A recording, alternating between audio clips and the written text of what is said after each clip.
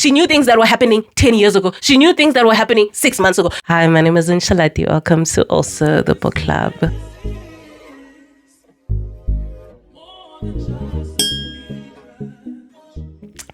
So today we're going to continue with our chapter to chapter breakdown of My Husband's Wife by Alice Feeney. My goodness. Firstly, I had planned to come here and talk about chapters 37 to 52, but then I read chapter 37 up until chapter 42, and I was like, this is a great stopping point. This is a great stopping point. You'll understand as we get through the chapters why that was a perfect point to stop with today. And plus, it meant that I could get this video out to you guys quicker than I would have. I probably would have taken like another 2 weeks before I actually recorded this video and edited it and then released it. But I read the chapters this morning and I figured, hey, I'm not doing anything. Might as well sit down and tell you guys about what has happened. And guys, this story is insane. This story is absolutely insane. As per usual, I'm going to give you guys a recap of what has happened throughout the chapters. I probably sound crazy right now, but that's because I just had like a massive coughing fit for no reason. And then I was like, that won't stop me. I'm going to come here. I'm going to talk to you guys. So I probably sound like an actual crocodile, but that's fine for me. I don't know if it's fine for you guys, but that's okay too. So as per usual, we're going to do a recap first at this timestamp, I believe. And then afterwards, we're going to get through to the chapters. Unlike all the other chapter to chapter breakdowns, I'm going to have a midpoint theory that I'm going to like broach to you guys. So I think I do this all the time, but like in the first video I did it at chapter 4. In the second video I do it in chapter 16. In the last video I had an idea, but I don't think I told you that this is my new theory going forward. And so that's what's going to happen here. This one is going to happen around about between chapters 40 and 41. So just be on the lookout for that. I always have timestamps for all my videos. After all that admin chit chat, if you guys want to hang out with me, as always, stick around. Don't forget to like the video if you like what I'm doing. Don't forget to comment what you think is going on in the story. And don't forget to subscribe and share the video with your friends. Okay, so for today's recap, as we always do, I'm not going to cover every single detail that was in the videos that I made about those particular chapters, but just to give you a recap of where we are so far. In the last batch of chapters, we looked at the initial stages of the investigation. In the initial stages of the investigation, we followed Carter, we followed Birdie, and we also got some insight from Harrison. In these parts of the chapters, we found out that Birdie, unlike in the initial stages, some girl said Birdie was a criminal. And no, Birdie is like the senior detective that we've been told was coming to Hope Falls. And so she came and the investigation began with her. She is the senior in charge with Carter following her. We find out that Carter knew Eden Fox and might have had a little bit of an intimate relationship with her. At this particular point in the story, we don't know how intimate it got, but we know that something could have happened between the two of them. Then we also find out more about Harrison, which is the husband. And the most important thing was that he is the CEO of Thanatos, which is the company that is able to tell people when they're going to die. The next thing we also found out about Thanatos is that Thanatos is expecting a big investment from a new investor, which is going to take the company from just doing clinical trials, which Birdie's grandmother was a part of, to pushing it to market where people will be paying for their service. And then it will become an even bigger company and not just an experimental company. Another thing we find out about the husband is that the husband is the one who got rid of all of Eden's stuff in the house, because in initial chapters, Eden said when she walked into her house, she felt like things had been removed, all her stuff had been taken, it had been hidden, it's just all gone. And in these last chapters, Harrison tells us that he was in charge of clearing all of that stuff out. And on top of it, he tells us that he is burning Eden's dress that Eden wore to the art gallery opening, and therefore, boom, boom, boom, our first few questions about the inside Eden was, who the hell is she? Where is she? And is she dead or is she alive? We still don't know. Last thing we find out from our last batch of chapters is that a body has washed up on the beach. Yeah, and that's where we left off. Chapter 37 starts and we go back to Carter. He is telling the women in the pub that there is a body that has washed up onto the beach. The women in question are Birdie as well as Maddie, who is his sister. And he looks at Maddie and notices that she looks a little bit guilty, because he remembers this is the face she used to make when they were little, just before they would get in trouble with their parents. And then my question was, why does she look guilty to Carter? Number one. Number two, could she possibly be the stalker that was outside Eden's house and is the person that Eden might have been referring to, and that's why she looks a little bit guilty? She had an interaction with Eden that she doesn't want the police to find out about, especially if she has died. And then Maddie goes on to ask, is it her? Is it Eden? Maddie asks, her normally rosy cheeks are pale and my fearless sister looks afraid. Why would she be afraid? Has she had any other encounter except at the art gallery yesterday with Eden? And again, I asked the question, why would she be scared? Is it because she knows that Carter might have had a relationship with Eden, so she's scared for her little brother? Or is it because of something she may have done? I asked myself, how does she know about Eden? Has she been listening in on the conversations that Birdie has been having with her brother whilst in the pub doing their police work? Or is it because she is aware that a person named Eden got hurt? Did Carter tell her? There's all these questions that I ask myself with regards to Maddie being guilty, right? It's not just a simple case of she's the problem in the situation. Maybe she's not. Maybe she's scared for her brother. Maybe she's scared for herself because she might have said something to Eden that might have scared her, and now she's dead. So a dead person kind of makes people a little bit sketchy. So that's why I'm asking these questions. In chapter 38, we follow Birdie, and here we see Carter and Birdie walking towards the beach to go see the body. And Carter tells us that Diane is the one who found the body on the beach. Remember, Diane is the art gallery owner, and she's standing above it as they reach the body. So obviously she stayed so that when the police come, she can be questioned about what she saw, what she found, and any type of evidence that she could give them. Diane also tells us that she did move the body, but it was so that she could perform CPR on the body. But the body looks a little bit dead, so it's not something that she could have helped with. Then I asked myself, is it because she was tampering with the body, with the evidence? Why was she so comfortable moving the body, or what had pushed her to turn the body over or move the body around, knowing very well that it is evidence, and we all know that you shouldn't touch anything if you come across a crime scene. Diane also says to Birdie that I don't think you'll be able to identify her.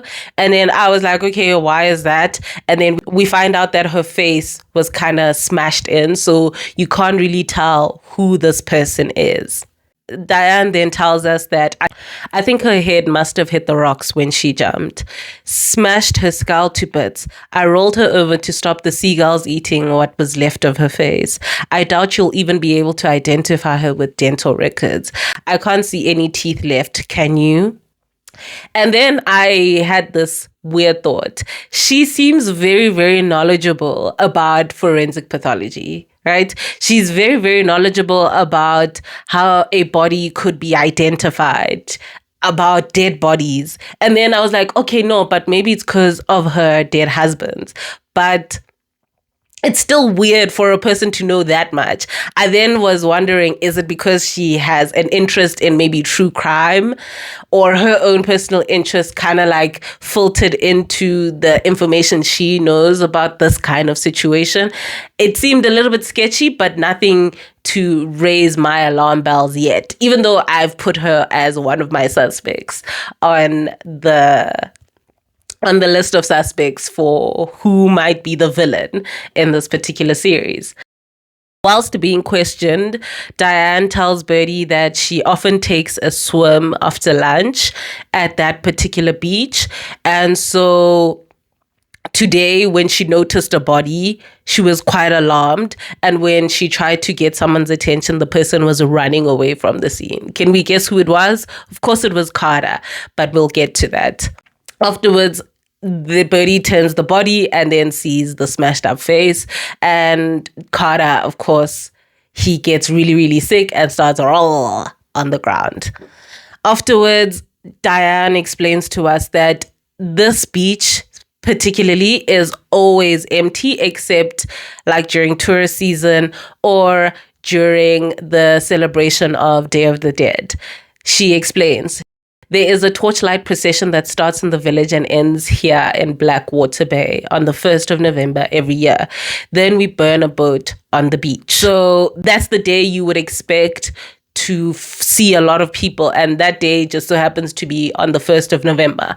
In our story, it is the 31st of October. So the procession and the celebration is going to only happen tomorrow. So right now, it was very, very suspicious for Diane to see not only a body on the beach, but someone running away from the beach around that same time. As Birdie keeps interviewing Diane, she explains that, yeah, I saw Sergeant Carter running away from the scene, but we know why he was on the beach. He was there to walk Sunday. And we also know that he was running after somebody who had been calling the dog out of the ocean. So we understand why. But right now, Birdie still doesn't have an idea as to what was happening. And then I had a question. Carter told us, and we were following Carter when this happened. He told us that he was running after somebody. If Diane had a view of Carter, could she have possibly seen the person that Carter was chasing? Or is she not telling Birdie that she also saw Carter chasing someone else? You see? So these are the questions that I have right now about what's happening in the story. In chapter 39, we go back to Carter. And Carter again wants to be coddled after seeing a dead body and vomiting and being sick. He says that, yeah, I'm okay. I'm okay. Thanks for asking. And Birdie's like, whatever, dude, was that your first body? And he's like, that's not the point. And the reason he says that is because her face is kind of smashed up. It would scare anyone, right? But you'd expect a cop who has seen dead bodies to have a better reaction to a dead body than the one that he had. Then also informs Birdie while she's going, why did Diane keep saying you were running away from the scene of the crime? He's like, because I was running after somebody. And she's like, who? And he's unable to say because he didn't see who it was. And he tells Birdie this. But she looks at him as if, you're lying, dude. You're just making up stuff. Because at this point, Birdie has no trust in the way he does his police work. And because of this and the look that Birdie is giving Carter, he gets really, really upset, asking himself why he even mentioned a senior cop position in Hopefuls, because otherwise she wouldn't have come to town. Birdie goes, dude, whatever. Clearly you don't have the stomach for my job, but let's continue. She keeps asking him, do you think that was Eden? Because we can't recognize her right now, but you've met her. Do you think that is her? And he's like, I can't tell. And she's like, dude, what does your gut feeling tell you? And he's like, I can't tell. So I then say, you see, you're not ready for that particular job, because sometimes you need to make a leap of faith. You need to go off of like instinct. And that's the same thing that Birdie says to him. She says, "What does your gut say?" "My gut says I'm going to throw up again," says Carter. Her face darkens. Any trace of patience gone. "There's the reason you didn't get promoted. You're not ready to do my job. You don't have what it takes. You need to show some initiative. Trust your instinct. Follow your gut." But I think because he's still new at the job, he's very scared of like making judgment calls that don't actually speak to anything in particular, which is weird because that's how he actually does his job. But we'll get to that in a second. So he keeps wanting like facts to kind of confirm that yes, definitely the body is Eden Fox. But Birdie's kind of trying to get him to realize that this job is not always about facts. This job sometimes goes off of like instincts and gut feeling. And because of this, you're gonna need to be okay with seeing bad things and making assumptions about it. And he's just still fixated on the body. She even has to go, "Dude, a body is brilliant but weak, a miracle but also a failure in waiting. A body is a walking, talking life support machine that will inevitably fail you. And when it stops working, you will stop living." So she's trying to teach him something that a new cop hasn't grasped yet. And it's that you're going to see a lot of things. Step away from that and make the calls that you need to make in order to move the investigation forward. So that's why she makes this poignant point about the human body, which I think is perfect. Because imagine a person who is as sick as she is telling you that bodies fail and that's fine. Let's get the job done regardless. After this exchange, Birdie then turns around and says, "I'll meet you later. Stay here, call the forensic team to come like secure this area so that we are able to get any evidence that we can get from it," and stuff like that. And then while she walks away, Carter is staying with us on the beach and thinking about how he may have failed Eden Fox. So a few chapters ago, I came here and I told you guys that he met Eden Fox a few days before. And in that exchange, Eden said, "Hey, there's somebody outside my house and they're scaring me." And because he is the kind of person he is, he sat her down, gave her a shot of whiskey, gave himself a shot of whiskey in the police station, mind you, and kept telling her, no, Hope Falls is the safest place, which is the same thing he was saying to another vulnerable, lonely lady who, Birdie, when he met her, he kept going on and on about how safe Hope Falls was. So there was nothing to worry about. And because of that, he is scared that he might have missed something. In his preconceptions of this town, he might have believed that she was safe, there was nothing to worry about, and he didn't investigate. And now she's dead. So he feels a little bit at fault for her now being gone and dead. And for a second, let's pause. And I realized why Carter irritates me the way he does. So let's think about kids in school for a second. Kids in school are taught how things are supposed to be, right? They are taught that this is the theory and all things equal ceteris paribus. It should go like this. You are taught how perfect things are supposed to fit into the world. But then once you go out into the world, you realize that, oh, I'm dealing with an imperfect world and not everything that I was taught, the way I was taught it, actually aligns. Very, very few things and very, very few theories that you are taught in school and in university and those kinds of places can easily and quite literally fit into situations that you were taught in school in the imperfect world. So someone like Carter is functioning from I'm still new type of perspective. So he is unable to see past his preconceptions because the preconceptions are what he was taught, how things are supposed to be. He was taught that Hope Falls is very, very safe. He grew up thinking Hope Falls is very, very safe. But maybe Hope Falls was never actually safe. And you just had very, very weird cops running around, not actually doing their jobs. Let me give you a few examples. Diane is said to have had 3 husbands who all died. There is no point in the story where we are told about the investigations that went into these men dying. We are also told that a granny said, "Ma, I'm going to die on this specific day." And then she dies on that specific day. And there is no further investigation past the fact that, oh, no, the coroner said it was natural causes. Something feels suspicious. But because the way the cops run in this particular town, there is a sense of we don't need to go the extra mile in order to do this job. We don't investigate anything further than what it appears to be. Hopefuls appears to be a safe place. So when somebody comes in and says, things are a little bit suspicious, somebody's outside my house, no one investigates, because I believe that hopefuls are safe and nothing really is going to happen to those people.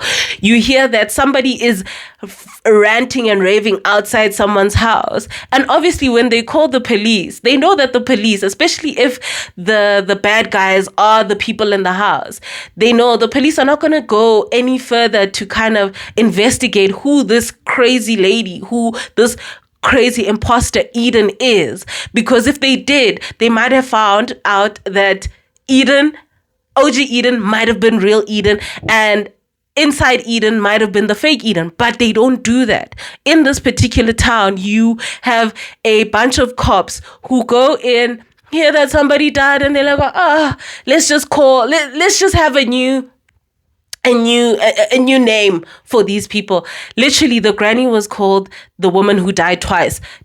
Diane is called the Black Widow. Nobody is doing real investigation work. So I'm not surprised why Carter feels that he might have failed her, because he did. He did fail her. So when she does end up dying after she had said somebody is stalking me, nothing gets done. Right? Nothing gets done. And so these are the kinds of things that I think we don't interrogate a lot of in this particular story, but it was very, very important and very, very glaring to me, because I was like, oh, we're dealing with a lot of inexperienced blindness, where somebody who has no experience of such a crime is running the investigation. Before Birdie came into town, the way he was running that Eden Fox missing imposter situation was quite like he ran into Eden at the art gallery. He wasn't looking for her. He ran into her. Somebody said there was a crazy lady outside my house. And instead of investigating, he's going to watch an art gallery exhibition. Are we not worried that this is the kind of policing is happening in this town? And a lot more crimes might have been going on, but the police just were like, oh, it's a safe town. It's one of those things. And this is what pisses me off about this particular guy. And that's why I'm so amped the entire time when I think about him. Chapter 40, we go and follow Harrison. So Harrison is out of breath and he's telling us that he's just crawled through the tunnel coming back from being chased by Carter on the beach. So he then confirms that there are tunnels between the library and into the town.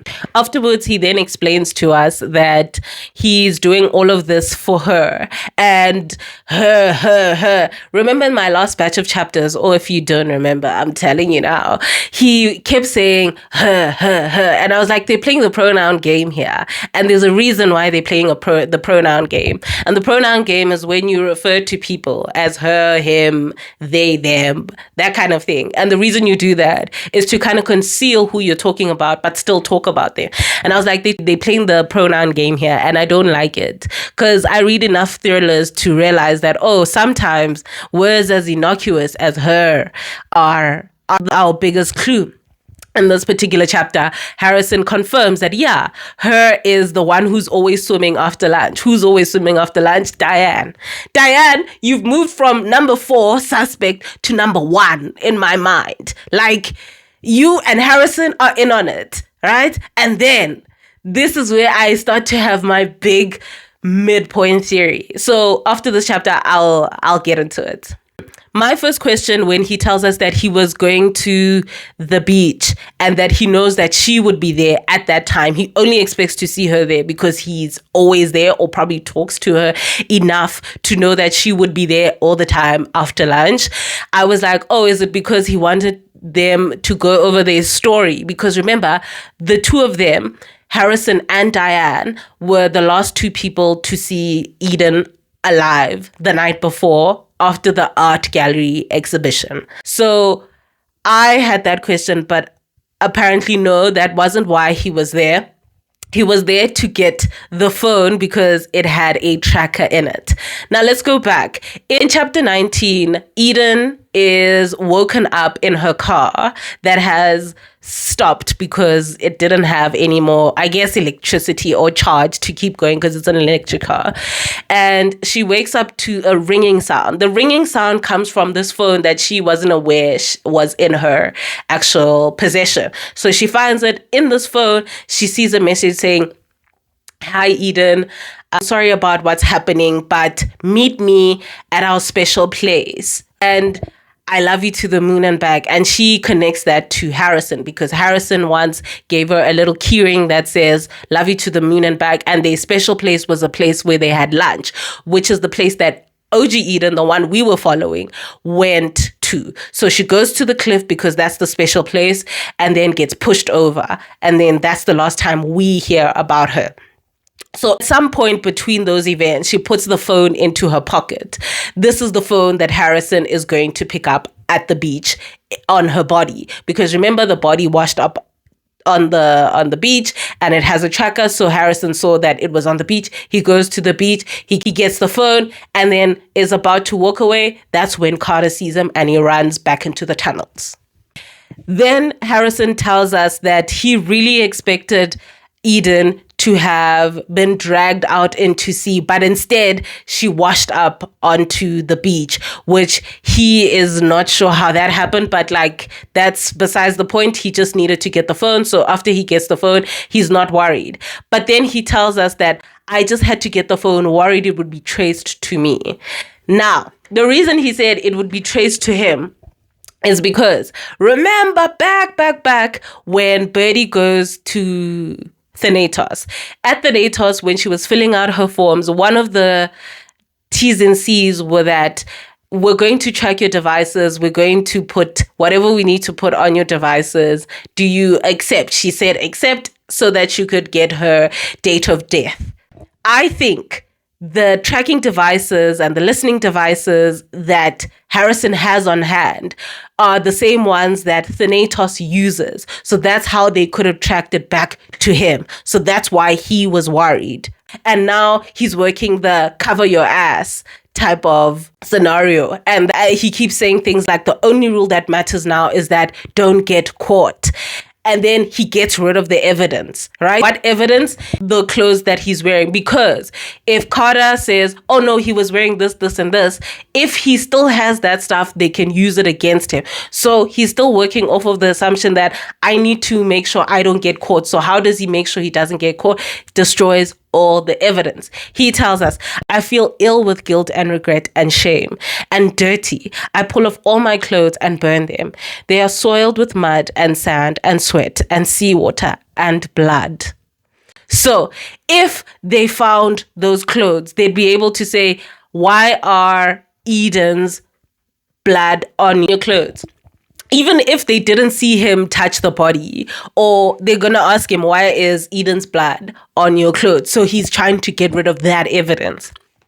He also tells us the reason he's trying to get rid of that evidence is so that he can transform himself back into the CEO, the big boss that he is. He even says, Harrison Wolf, CEO, doesn't wear joggers and crawl through damp, dark tunnels.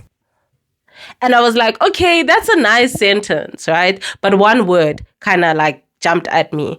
The word was CEO. This man is so obsessed and so worried about his perception as CEO not being tarnished, his perception of CEO not being misrepresented in a way that he doesn't want it to be represented as, right?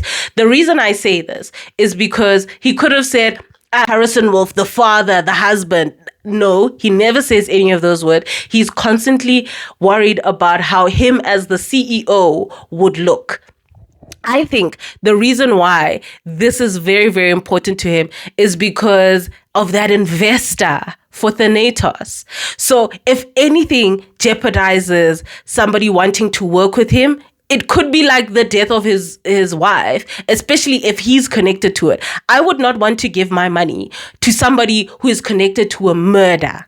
So he's doing everything to make sure that the CEO, Harrison, is looking as squeaky clean as possible. So he's always worried about how her death looks. So her death needed to look like a suicide. If not, he could have just gotten a hit out on her. He is said to have so much money that why wouldn't he just hire a hit out on her if he really wanted to get rid of Eden? This is me going off the assumption that he wanted to get rid of Eden, which is looking more and more plausible in the way he took away all of her stuff. He was burning her favorite dress, and now the physical Eden is gone.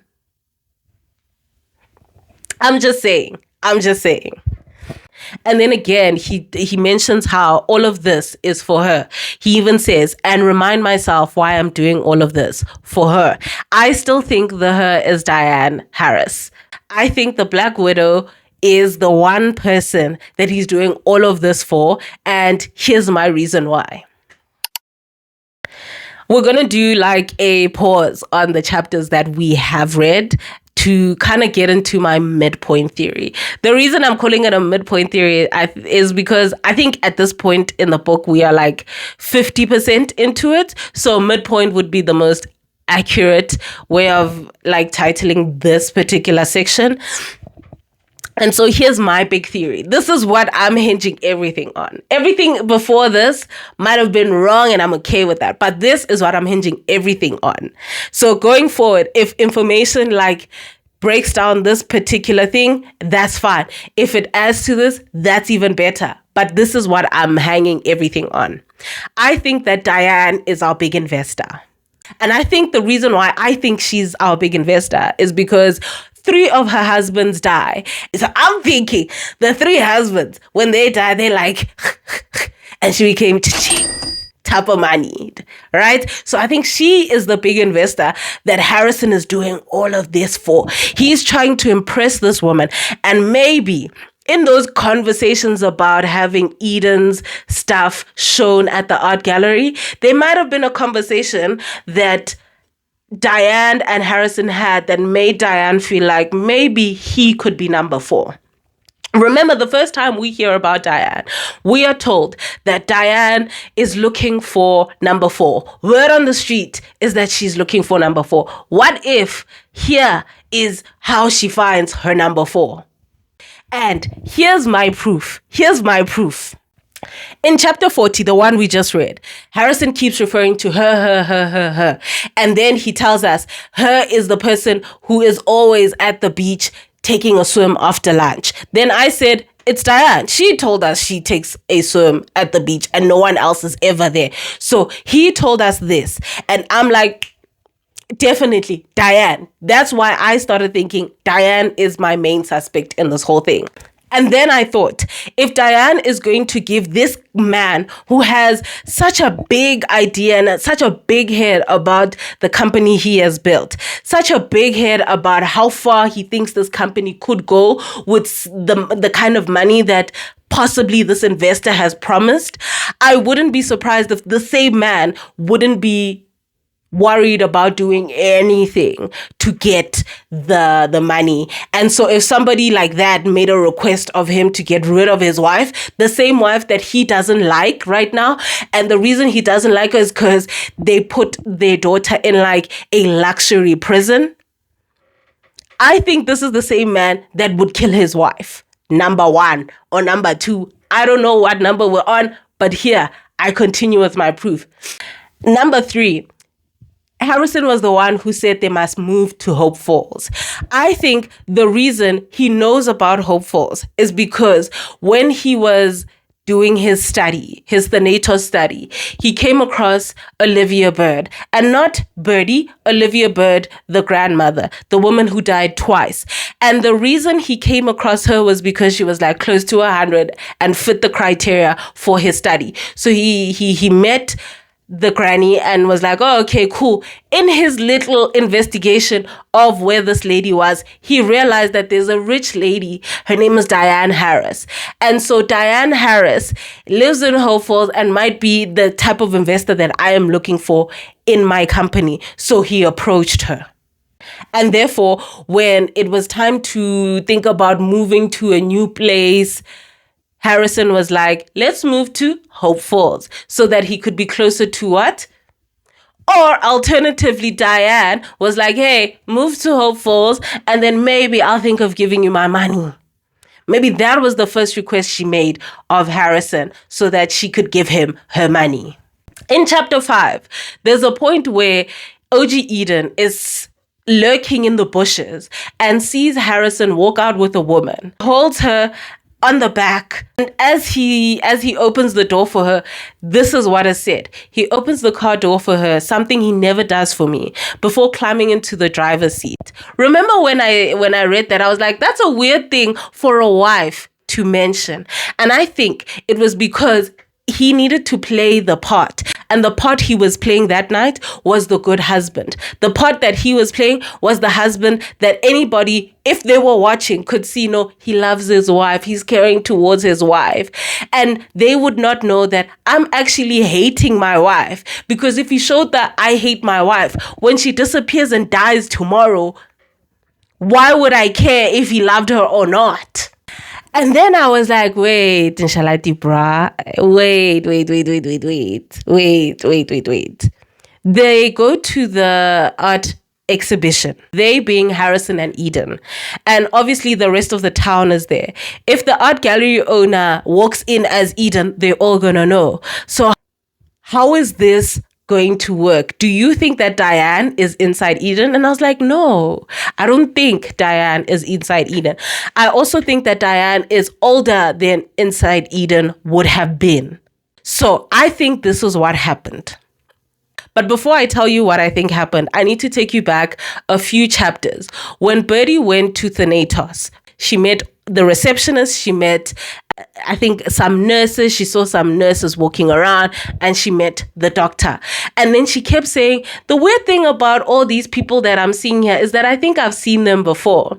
And then later on, when we come to some of Harrison's chapters in last week's chapters or this week's chapters, I'm not sure, we find out that Harrison says everybody who is client facing, everybody like the receptionist, the people walking around the clinic, all of those people are out of work actors. And I was like, oh, maybe Harrison used an out of work actor that he uses at Thanatos to kind of play Eden. They wouldn't mind playing a part because they already don't mind playing a part in telling people that, hey, I'm going to tell you the day you die, but they do none of the work. So, and plus, I hear when you're an out of work actor, things are very, very tough. So when somebody says, here's some money to act out a scene where you are my wife, why would you not do it? It seems like a victimless crime.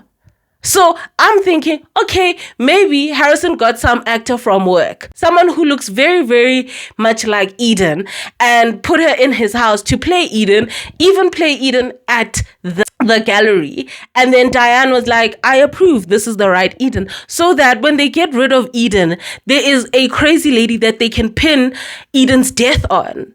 And then all of this, right? All of this is because this man is hell-bent on getting rid of Eden. And I don't mean the physical Eden. I mean like her as a concept in his life, as a concept in his family. He literally got rid of a lot of her stuff. And the fact that they, at no point since we pushed Eden down the cliff, since that point, have we heard Harrison ask about the crazy lady, other than in relation to my wife has just been pushed. Is it the crazy lady type of questioning? And then He's never asking inside Eden, inside Eden. He is not concerned about that. So what the flip is going on? So I don't know. I don't know. And then my last thing, right? My last thing is a reach, but like I don't mind putting things on the table. And my question was, remember Gabby's childlike paintings that Eden was expecting, and then when she pops up, she realizes my daughter is making art that is described as perfect, beautiful, and terrifying. Remember that time? I asked the question, what if it's because Diane is either doing the paintings herself or she is training Gabby herself? It's been 6 months. I feel like I could learn how to paint in 6 months. Why wouldn't a person who hasn't been doing any work not have the time to learn how to paint? I don't know, man. This feels good. This feels like the best stuff I've come up with so far. Let's go back to our chapters. So in chapter 41, we go back to Birdie. In this chapter, Birdie tells us that she was trying to speak to Harrison to tell him about the body that they found on the beach and that they still don't know who it is, but just know in case you hear on the streets, we found a body, it could be your wife, but she hasn't been able to speak to him all day. She tried 3 times and he didn't come to the door. This is possibly because Harrison is too freaked out and he knows they're coming to tell him about the body. So he's not answering anybody's knocks, anybody's calls. And he even tells us this in chapter 40, that I'm not going to answer anything because I need to lay low so I don't make any mistakes. And speaking to the police, he might find himself tripping himself up and making a mistake. And hence why Birdie can't get a hold of him. She then calls Carter to the pub. It's late at night. And she's like, dude, I left you on the beach and I said to come back here and tell me how things are going. Carter says, oh yeah, nah. The team arrived, everything went well, and I took the brush that we got out of Harrison's house and took it to the forensic team so that they can use it to identify whether or not that it is Eden or not Eden. Afterwards, she's like, why did you do that? I didn't say you must do that. And he's like, you said I need to take more initiative. This is me taking initiative. And he's like, okay, good. You did a good job. I'm just making sure that you're not just doing things crazy, like going to speak to like the husband and like spilling the news in the worst way possible, like you have done in the past. And he's like, whatever. Obviously, he doesn't whatever, but he does something along those lines. Afterwards, Birdie then gets really, really sick because she forgot to take her pills. Remember, Birdie is suffering from what? Cancer. So she needs to regularly eat and take her pills. And because of how things have been going on her first day at work, mind you, she hasn't had a chance to eat after lunch because that's when they found the body. And then she wasn't able to take her medication. So now she's in so much pain. Carter then helps her to her room. Then she takes her painkillers. And after the pain subsides, they sit together and they're talking. Carter then says, no, I'm not going to leave you, despite the fact that Birdie's like, nah, you can leave. I'm fine now. And he's like, no, I'm not going to leave you. And because she's just a girl, Banja. Ow. She's just a girl. She just wants some feeling. She then tells us that I need to feel something tonight and I need to feel loved, even if it isn't real. So obviously they shock and bark. Well, obviously, because like, despite the fact that Carter is described as the most incompetent policeman in the entire world, right? He is like a fine specimen of a man. So they shock and bark. And then Birdie, because she's vulnerable and emotional, she's like, you can stay, Carter. Afterwards, I'm like, cute. And then I remember, and my brain was like, he's doing this because of his hero complex. And let's discuss it for a second. So the first time he meets Birdie, she is a woman in this massive house, lonely, new to town. So she's very vulnerable. So obviously he's very, very attracted to that kind of person. So what does he do? He wants to ask her out. He asks her out, can we go out for a drink? And because Birdie doesn't have time for games, she's like, nah, let's just get in the house. And they shock and bark the first time. When we first meet Carter, in like the timeline of the story, and not necessarily chronologically based off of the events of the story that we were reading. So he's very he sees a lonely woman, he pounces type of thing, not like in a bad way, but he pounces. Then he comes across Eden Fox. She comes in, she says she's scared, she's lonely, she's trembling, and what does he do? He kisses her instead of like trying to investigate what is going on. He makes out with her, he flirts with her, and because he thinks that she seemed lonely and he was attracted to that. And now again, this woman, this whole day he's been angry and he's hated this woman, right? Sure, he might have been thinking about the hanky-panky that they did back 6 months ago, but that hanky-panky meant a different type of setup for them. The power dynamic there was more in his favor than it was in her favor, because then he was the man, right? And now she's the boss. So the whole of today, all he's been thinking about is how much he hates that she's taken his job and she is his boss. So there's this whole thing in his head going, I hate her. But the moment she gets sick and pained and vulnerable, what does he do? Pounces. So in as much as I think this was such a cute scene, I was like, Carter, I know the kind of guy you are. I know your game. I see it. I hate it. I will never respect it type of vibe. So that is my analysis of what is happening in this little shark and bark. But I think this is just another instance of him always wanting to come to the rescue for these lonely, vulnerable women. And more often than not, it kind of blinds him to what's in front of him. In chapter 42, we follow Carter. He's telling us that, in as much as he wanted to stay cozy with our favorite Birdie character, he is unable to fall asleep. So he decides, hey, I have this feeling. And because Birdie had said, hey, listen, if you have a gut feeling, follow it. Follow your gut at all costs. Follow your gut. Because he's having this gut feeling, he has this idea that, you know what, when I was interviewing Harrison, every time Gabby, the daughter, came up, he was a little bit skittish. I want to see why. So instead of like following what Birdie had said by saying, don't go and see the daughter, I don't think she's involved, Carter puts on his clothes and drives to the manor, which is where Gabby is staying.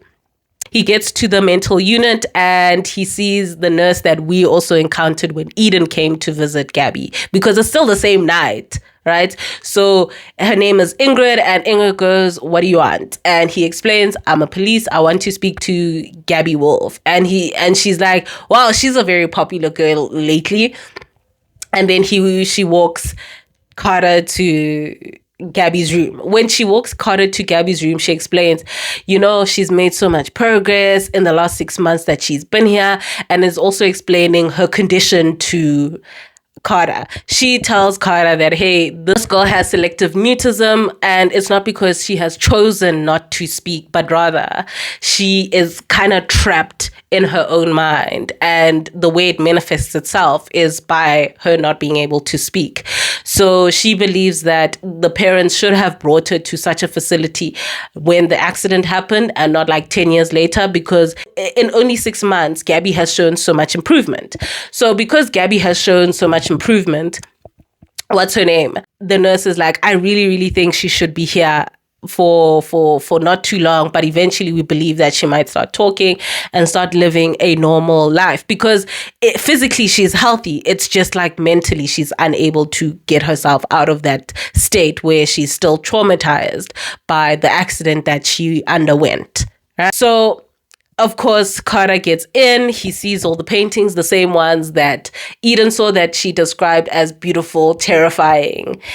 Those paintings, and he also notes that they look like spyglass, and how she's writing home and under the picture of spyglass. He's very conscious that she doesn't say anything. No matter what he asks, she doesn't say anything. And then the nurse then continues to say, but the cool thing is that she's now whispering. She only whispers to her gay nurse, who is named Mary. And so if you want to get more information, you would have to speak to Mary. And then the nurse looks out the window and she goes, oh, there's Mary. She's somebody you can actually speak to and who will give you more information. Carter in his mind is like, I doubt it. But then when he looks out, do you know what he says? I peer out of the window where Ingrid is pointing and see another woman dressed in a white uniform, crossing the gravel driveway and heading toward the main door. But I recognize this woman, and her name isn't Mary. It's Eden Fox. Do you see why I said I needed to stop at chapter 42 and come and sit down and talk to you guys about it? Because I don't think the gravity of this particular sentence would have landed the same way it does right now, where I'm stopping with no other information. This is what I'm talking about. This is the kind of stuff I need from a book. The fact that Mary, Gabby's caretaker, was acting as Eden inside Eden? I don't know. Let me go scream and come back and do my final thoughts. In my final thoughts, I have noted that inside Eden's identity has been confirmed. This entire time, we've been going off of inside Eden, outside Eden, inside Eden, OG Eden, this. I said, OG Eden seems like the real Eden. She has too much information for her not to be the real Eden. She knew things that were happening 10 years ago. She knew things that were happening 6 months ago. She knew things that were happening on the day it was happening. And yet, you're telling me that she wasn't real Eden? She's definitely real Eden. Somebody's trying to get rid of her.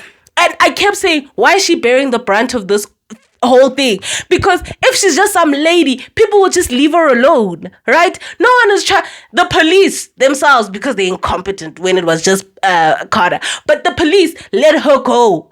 The police let her go. If she wasn't as pivotal as the main character in this entire story, nobody would try and kill her, and they did, because OG Eden was real Eden. And this clarifies it. The last sentence in this last chapter tells us that Mary, the caretaker, Gabby's caretaker, was acting as Eden Fox. And the reason why, let's step back for a second. Let me calm down. Let's step back. The reason why she was able to do this is because we were told in like early chapters. I might not have mentioned this because I don't think it was important, but now it is. We were told that Harrison is the only person who actually goes and visits Gabby. But now we find a situation where the reason why he was the only person who was visiting Gabby was because he's the only person who cares about Gabby. Gabby was seen as mean by her own mother. Why would I look after someone for 10 years and not want to see them for 6 months? Something must have happened between Gabby and Eden. Something must have happened. So much so that Gabby was like, I also don't fuck with that lady. I also don't want her anywhere near me. Right? Anywhere near me. So when mom comes and says, hey, this is my daughter, why is the first thing she says is she is not my mother? Why is that the first thing she says? Not, oh, who is that? Oh, if she really believes that's not, why is that the first thing she says? She could have said anything else, but Gabby said, she is not my mother. As if she was trained, as if this has been all going on this entire time. But the only person who was not clued up on what was happening was Eden. That's what it seems like. And then I kept saying that Gabby was in on it. I don't know how. And here's the connection. The caretaker has been used by Harrison. He might have had a good relationship with the caretaker. So much so he was like, I'll pay you if you just come and pretend you're my wife for a bit.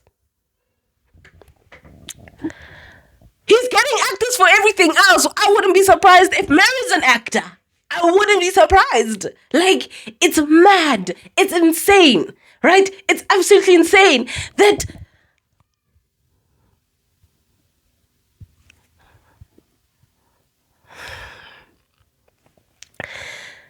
guys, like, I stand 10 toes down. Harrison is being pressured. Remember, my initial theory was that he's being blackmailed some way, somehow. I think he's being blackmailed because they're like, we'll give you money. You just need to do a couple of things. The first thing is move to Hope Falls. The second thing was kill that old lady. I want that house. Maybe Diane wants the house. Maybe Diane wants the house. And then she probably wants the house. She wants Harrison's legacy. So he's probably also going to die soon.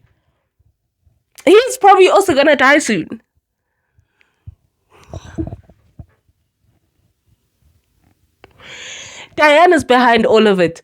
Full stop. If it changes in the next few chapters, I don't care. But Diane should be jailed now. She found the body. She's the one who could have all the money in the world to support that dumbass man's company that tells people when they're going to die. I'm screaming right now.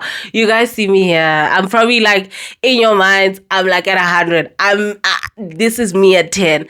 At like 1,000,000 is where I actually want to be about what's happening in this is probably one of the best stories I've read in a long time. I think because of what has happened right now, I'm probably going to try and finish this book in the next week. I'm going to try and finish this entire book in the next week, and I don't know how I'm going to do it. But trust the girl. Give me a few hours. I'll be done editing this video. Give me a few hours. I'm screaming. Damn.